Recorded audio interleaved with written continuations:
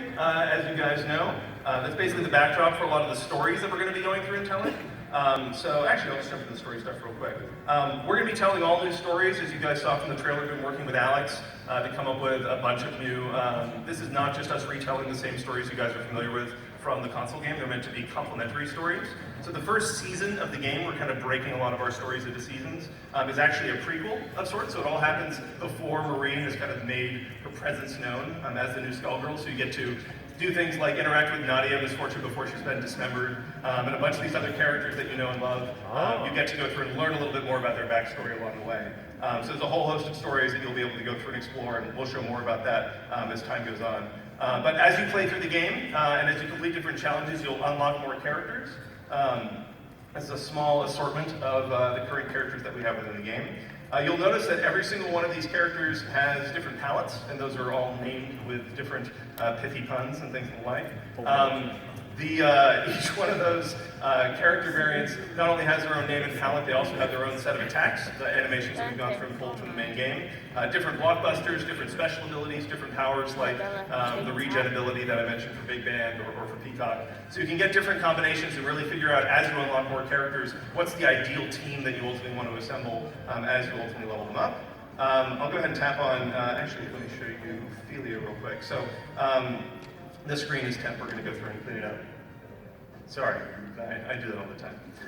So she has an ability called Razor Shears, which basically gives her a chance to inflict bleed, which is like a damage over time. Obviously that's pretty beneficial for her. However, if she was up against Eliza, her Bloodbath variant, she converts all bleed effects that she receives into regen for herself.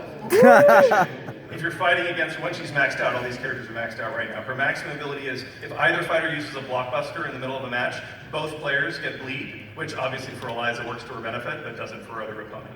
So all these different abilities basically change the way in which you would ultimately go through and face off against particular opponents. So there's a little bit of that RPG tactical element to gameplay beyond just the fighting itself. In addition, you can go and equip different special moves. So let's bring up a list here. Some nice temp descriptions for all these moves here. It's really nice. So you can go and basically select from any number of these. These are all moves that you would unlock as you play throughout the game. But you basically have to make a choice of what exact move you ultimately want to bring with you into combat. Do you want to bring a taunt that'll go through and help basically build your meter? Do you want to bring an outtake that would allow you to force your opponent to tag out, which also debuffs them. It takes away any buffs or negative buffs that they have. Just wipes them clean. So there's different tactical advantages there. And then there's other moves that do damage and help you in combos. So lots of different interesting choices that the player ultimately has at their disposal. So there's a lot more stuff that we could go through and show about the game in terms of different modes and things along those lines, but we'll be revealing more of that as we get closer to launch. However, if you guys are interested in playing the game, getting your hands on it, I'm going to be at the Lab Zero booth all day tomorrow with this build, so you guys can go through and check it out. Take my money. Feedback. In addition, because we're getting closer to launch, and in the spirit of kind of open development and things of the like, we're going to be opening a beta. And actually, if you go to skullgirls.com right now, you can sign up for that beta, or if you come by the booth tomorrow, you can sign up for the beta there. So, yeah, that's Skullgirls from all.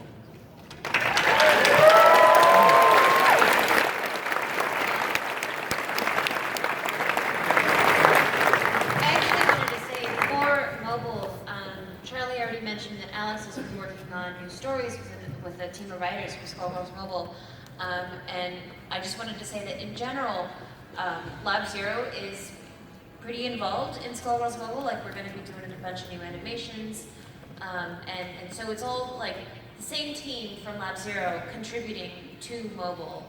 So it's not like this separate thing where we just farm it out. Like, we're all like very involved in this, so hopefully that's good. I also wanted to say, just as an endorsement of all of the puns, they're off the hook in this. So if you like the puns in Skullgirls, by which you mean terrible, right? Yes, exactly. They're so good. Every single time that Charlie shows a new build, I'm like, I can't like handle it, and I'm like, I gotta stop. I gotta go laugh in the other room for 10 minutes. It's great. Also, it looks fantastic, so please definitely come by the booth. Yeah, 426. It looks really good. It's actually kind of cool. Like, Please, just how yeah. good it looks on a smaller screen, like your iPhone. I guess I also wanted to say that this is not us at all abandoning the console versions. In fact, we expect them to grow together in the long term. For example, we plan on eventually adding new characters to the mobile version, which will eventually become expanded on, I mean, if everything goes well, expanded on and become a basis for Skullgirls 2 and those sorts of characters.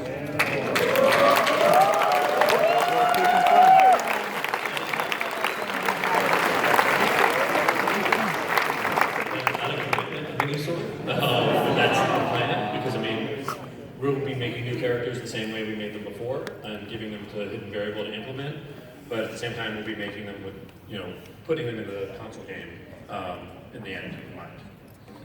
One of the advantages in the mobile game is that even though we're basically pulling a lot of the animations from the full console game, the number of animations required in order to make a full mobile version of the character is lower, obviously, than all the stuff you would need for the full console game. So it makes it a little bit more palatable to go through and basically explore new characters and the like. So yeah, we're excited for it to be a stepping stone for new content. Yeah, it's also because they're using, like, I've seen mobile versions of other things, and like, I just want to impress upon you how neat it is that they're using the same art. They're even using the same scripts for a lot of stuff. So, like, I'm implementing most of the stuff that we add, and then we give it to them because it works in both versions of the game, which is pretty neat. So it means it's more easy for all those things to remain lockstep as well moving forward. And we have lots of really cool ideas for the future of the game that we're hoping both of those products will be able to kind of grow in parallel. So it's pretty exciting.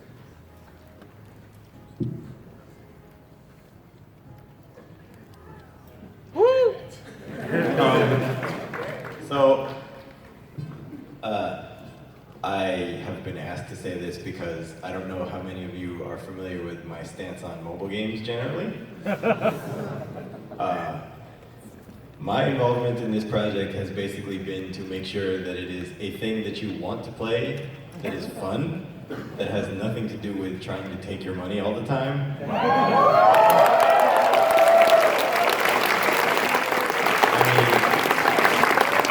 I am going to guess that a lot of the people sitting here were like, oh, neat, they're cashing in on their thing.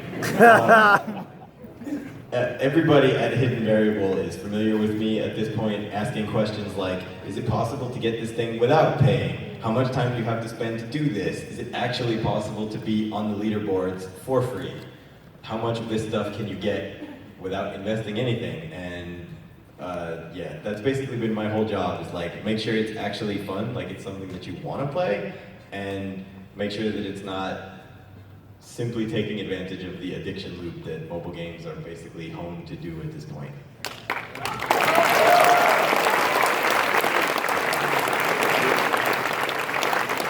not sure how much of a raving endorsement that sounded like, but like, for me, that's pretty good. I mean, I think one of the things we said to Hidden Variable starting out is like, we want it to be, like League of Legends, where people play it for free and they can enjoy it, and they give it money because they want to, not because they have to. So we've been really trying to impress upon them that, again, fun first, monetization second, and we just trust that, if you guys are enjoying it, like maybe you'll throw us a couple bucks, but if not, that's fine too. Yeah, oh sorry, go on. I was just gonna say, if there's any fandom of which that is true, it's ours. Yeah, I mean, as Mike already mentioned, I mean, we built the game, from the ground up with the mindset that just that every piece of content that's in the game can all be unlocked, even if you don't spend a dime.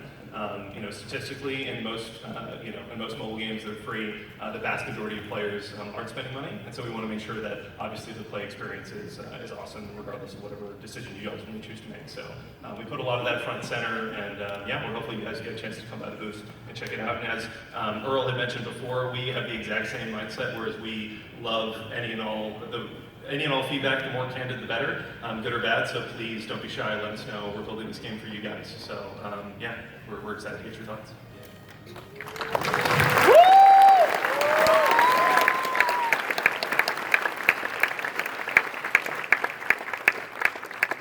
can tell he's qualified to be a mobile developer because he uses words like play experience. Okay,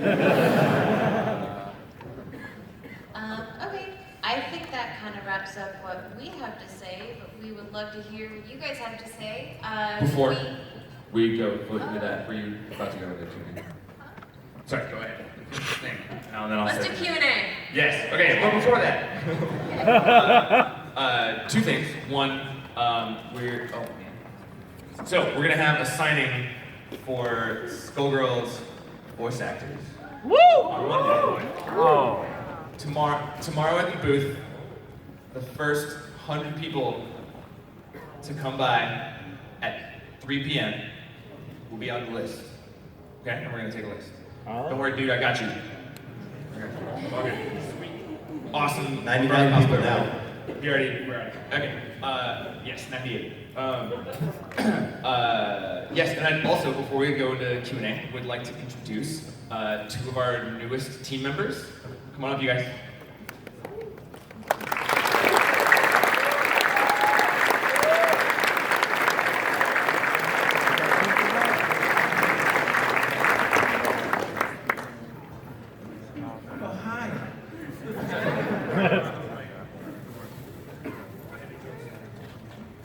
I'm Eric Kozolski, lead environment artist. Hi, I'm Francesca, and I just joined as a producer for Invisible.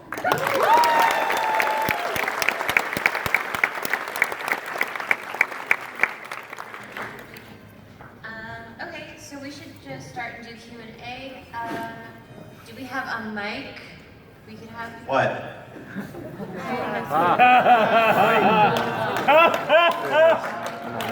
There's a mic. Hello. Hi. Okay. You have your first guest already. All right. First guest. All right. Look at this amazing umbrella cosplay.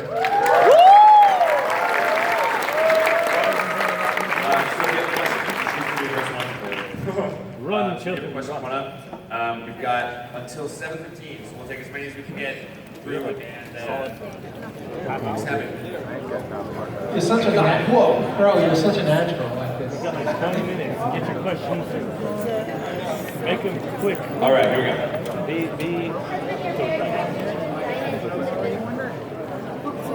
Oh, it's a door. What has been your favorite character design in Indivisible? Is it for anybody in particular, or just for the whole team? For the whole team. Go for it.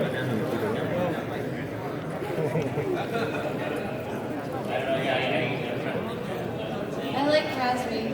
Let's hear it for Raz. That's my answer. I'm biased, sorry. Yeah, period. Awesome. Cool. Thank you so much, Brian. I like the character that we can't talk about yet because yeah, I was gonna say there's a character that Alex designed recently that's like, by far my favorite. And Oh. she's amazing. She's amazing. So Well, now we know something. I was also going to say mine is Sandra. All right. I gotta ask, Skullgirls has had the highest level of puns in any game I've seen. I know Invisible has a different game feel, but I still think a good amount. I mean, so I just want to say there's a difference between puns and memes. You can expect puns, you probably can't expect memes. That's perfectly fine.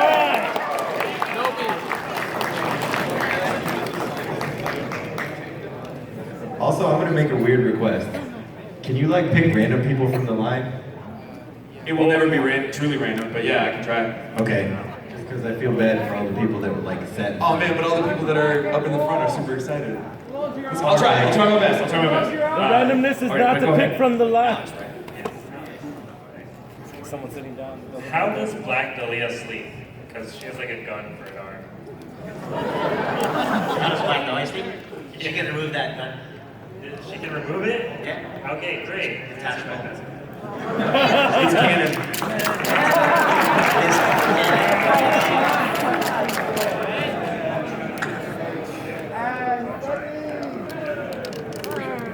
Three. Oh, okay, yeah, sure, that makes sense. Now I have to. Okay. So what's going to be the official name for this mobile game? The official name is just going to be Skullgirls. So, Okay. yeah. And then, We've been calling it Skullgirls Mobile to differentiate because you got it, right? Yeah. What's the And then link? what program do you use to draw all the frames? We at Lab Zero we all use Photoshop. It sucks. Don't use it. Like it's great for drawing, but for animating, it's really not made for animating. If you're looking to animate, I would look at like there's TV Paint, there's Toon Boom, there's just Flash. There's a lot of better tools for animating. We use Photoshop just because we're kind of used to it. And I know even though we use Photoshop internally, a lot of our contract animators still use the other programs that are actually better for animating. Thanks. All right. All right. What happened to being random? And Super Metroid, the games were heavily designed to be able to be beaten out of order or with low items or other stuff like that. But in games like Metroid Prime or Fusion, it's heavily designed so you have a very specific order you can go in, but you can get a lot of like side collectibles out of order. Was Indivisible going to be more like Zero Mission or more like Fusion? I would actually say Super Metroid out of those, but you didn't give me that as a choice. Works for me. You are definitely not required to collect everything. For example, in the stuff I showed, sled jump is actually optional. Like, there are a bunch of abilities that she can get that you don't have to. So, since the only choices that you gave were Zero Mission or Fusion, Fusion is like, go here, do this, go here, do this, go here, do this. Like, there isn't actually a Metroid in there. Yeah, that's right. So, we're much more Metroid-y. It's less directed and you can go back to all the other areas and discover stuff for yourself rather than, like, being told where to go next. Awesome, I'm gonna go random. I'll get you next, don't worry. All right, let's go with you. The despair. Yeah. I actually have a question. Sorry, I actually have a question in regards to the mobile. So you mentioned that you do your tap your slide and all that. Now, are you gonna do, besides the story mode, multiplayer? Is it local Wi-Fi? Are you gonna do only online or anything like that, or is it just single player? So the current version of the game is all single player, but as we talked about before, since we've been building on top of the core Skullgirls technology, all of the AI inputs and whatnot are effectively just performing the same inputs a player would. We actually play local multiplayer in Editor, so most of the restrictions that are there are mostly technical to go through and make sure that that's a fun, compelling experience, but I probably said too much. We're definitely interested in exploring something maybe moving forward. No comment, no comment. To be more specific with the no comment, it might be some sort of 4-letter no comment. Not that kind of 4-letter. Okay. All right, Pretty sure someone understood. So I am calling back to the Go-Go that you did. You made a lot of comparisons to Valkyrie Profile, and I can see that. And I'd just like to address one of the problems that people had with Valkyrie Profile back in the day, like back on the PlayStation era, they had a lot of characters, but there was a sort of shallowish innovation of them, some of their Right, all the mages were the same. Yeah, all the mages, oh yes. my god. No, everybody, that's one of the other reasons that we give you the number of attacks that we do. I mean, you get 3 normal attacks, and you get a super that has different levels, because we're aiming to make every single character completely different. There isn't going to be spell reuse or whatever. I mean, there will be things like this character has slow and this other character also has slow, but it's not just every mage has Firestorm, every mage has Shadow Servant, and it doesn't really matter who you pick. You also could have compared it to VP2, where like all the heavy warriors and everybody were all duplicates.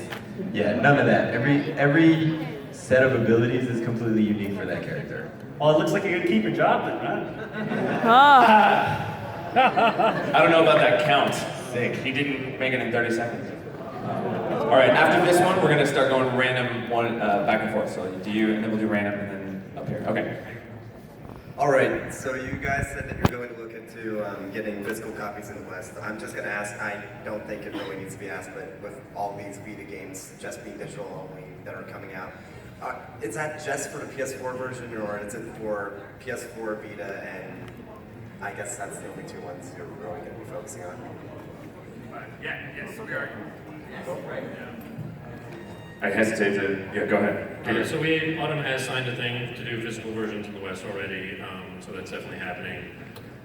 We are still trying to get a hold of the Japanese voices to see if we can get those on there. No problem. I believe we are planning to do Vita physical as well. Yes. Awesome. Okay, I'm gonna run down this line. While he's finding a person, how many of you actually have a Vita? Woo!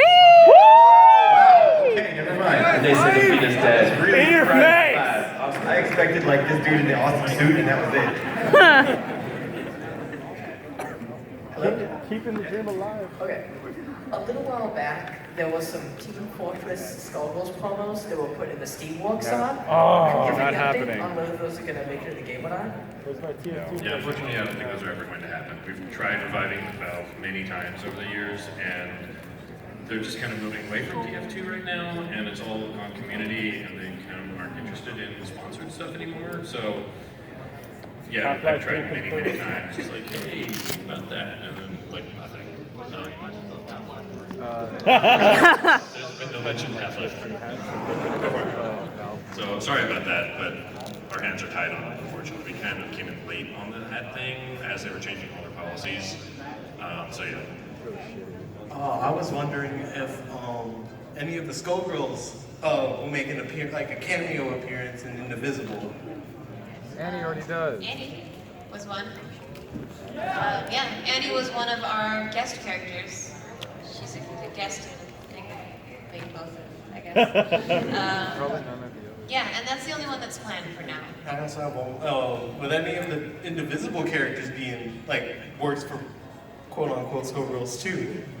I don't know. I'm just gonna answer that by saying that in the source art, Ajna is actually exactly the same size as Philia. So. That's true. Razz me, please!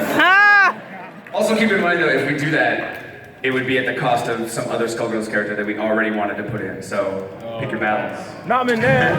If I put her in Skullgirls 2, I would leave her hitboxes exactly the same. No vulnerable limbs, no nothing. She'd be a platform game character. Alright, going random here. I see your hands, Alright, let's go with you. My question was, will there be an updated prototype to play? I have a build for Anime Expo. That is the thing that I was just showing you.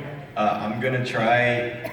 So, the short answer to that is it would be really easy to put this out for Windows only, but the renderer updates and everything else hasn't been ported to any other platform, Linux, Mac, PS4, nothing yet. So it depends on whether we can do that without everybody else getting mad. You can do it. Go for it. Who here would be mad if we put it out only on PC? Put your hands down. Put them down now. We are hoping to have a backer-only beta out at the end of the year that will have a new area and some new incarnations. We're targeting the end of the year, so we'll see if we can hit that. But yeah, I mean, that's we want to get you guys more hands-on time with it, try out new characters, give feedback with new mechanics and new movement abilities and all that kind of good stuff. So yeah, we're targeting the end of the year for a backer-only second beta. Yes, I'm wondering, are you guys gonna have as well alternate voices for the rest of the Skullgirls characters, such as you have Republican Double and Salty Parasol? Are you gonna have it for the rest of the characters as well? I'm just gonna have to say no. So like the reason we have those is because during the campaign the VAs said, yo, it would be really funny to do this. And we kept the promise, but like the other ones didn't volunteer, so. It's also kind of up to the VAs themselves to see if they're down for it, so thank you. All right, I'm gonna pick another random one. Go. Okay, I gotta go with the rollerblades. I didn't even know that the mobile was one player, but I'm a big fan of one player campaigns anyway. And I was wondering how you were planning on addressing, like, I can't even understand why people try to play fighting games online because, like, 2 frames is enough to break everything. So, if you have that in the works, like, or A frame, how would you possibly address that? Or is it going to be local, which would be, I don't know, Wi-Fi and mobile? I have no idea. Yeah, I mean, there's a few different ways in which that can ultimately be tackled. I mean, one of the things that we've done in general throughout the entire game is make all of the input windows a lot larger. And so there's a lot of different ways in which, even when I was doing those combos, we have a really forgiving queuing system. So you can actually start a dash attack and then start queuing up your input for whatever the next thing is, so that it makes it a lot more forgiving for people so you don't have to nail a very tiny window anyway. That doesn't solve inherently the problem of all the real-time multiplayer issues, which is a big part of the reason why right now the game is fully PvE only, but you know, we have ideas in the works for ways in which that might be solved if we were ever to do it. Which totally, as I said before, no comment. I should answer the question. Nice work. Yeah. So in your funding page, you said that you were going to be including bonus characters such as like Shantae, Shovel Knight, and Where's My Zubaz? I want my Zubaz! So when are you going to be starting work on one of those bonus characters? Well, especially if you're going to continue work on Indivisible. When it's done. I mean, right now we're focused on getting, you know, the core Indivisible game finished with the cast of characters we want. I think right now the guest characters are likely to be like a post-release DLC. That'll probably Free. Free post-release DLC. So it's Woo! here for free. Take my money if it's free. Just take it. Like, hey, you gotta beat the game, and then you can come back and play it again with a bunch of crazy new characters from other games. Didn't they? Didn't Zubaz? I thought Zubaz was the boss. I thought Zubaz was the boss. Yes. Yeah. Well, No, it's all good. if they bought him as a boss, then yeah, Zubaz is the boss. Glad Zubaz has fans. So, I have two questions. One for my friend who's not here. Since somebody already asked about Ajna and Skullgirls 2, I'm going to ask, what about Ajna in Skullgirls Mobile? I mean, I guess not to do the actual no comment thing, but in general, we're in the process of trying to go through and we know we want to go through and add new characters to Skullgirls Mobile. We're still in the process of figuring exactly what that cast would ultimately be. I don't know. I can't speak to anything. Go in the net. I mean, from an actual development standpoint, she has way less than you need for a fighting game character because she's a platform game character. So it would be a bunch of extra work. That's not to say that there might not be extra work, but as of now, it's not just a straight port. And the other one, I noticed Skullgirls, I said 2 questions. Oh, did you? Yeah. He did say 2. Did I say that was okay? Okay. Speak really fast. Go. Okay, go. So, I noticed that in Skullgirls Mobile, there's a different soundtrack. Will that be viable? To be honest, I don't know, but maybe, sure, kind of, probably. Yeah, we're in the process. We probably, it's very softly. I wasn't sure if anyone's going to hear it, but yeah, there's a number of new tracks that have been made specifically for Skullgirls Mobile, so I'm sure we'll find a way to get through and make those available for folks who want to get them. Yeah, the cynic in me says it's a mobile game, so if you want to buy it, we'll sell it. Hi. First off, I just want to say that Meryl, you're incredibly cute, and Don't make me come down there. my question is, what made you decide to do like an RPG Metroidvania game instead of just making Skullgirls 2? Ben? Yeah, I mean, part of it was that we pitched a number of games after the original Skullgirls, like when we were trying to figure out what else to do to stay alive. And a particular company we pitched to asked if we had anything that was in the vein of Child of Light. So we looked up Child of Light and it said, like Valkyrie Profile, which turned out not to be the case. Yeah. And so we came up with the gameplay part of this pitch and we combined it with another thing that Peter actually had for a long time. I've had 3 game types that I've always wanted to make. A fighting game was one, obviously. Metroidvania was another one. And being able to combine that battle system with that gameplay is just something that we've never seen before. The other serious part of this answer is we've never done it, so we don't know how hard it is. Well, I also want to say that I suck at Skullgirls. I'm really bad at fighting games. So I know for a bunch of us, we're actually all really excited that this is a genre that we all play and love. So now I can play our game. Woo! Also, I could probably play Schoolgirls Mobile, so that's... Woo! What was the third? Mystery. Okay. Do we not have Yeah, we take statements? I guess we can take statements from. Yeah, yes, I get it. Haha.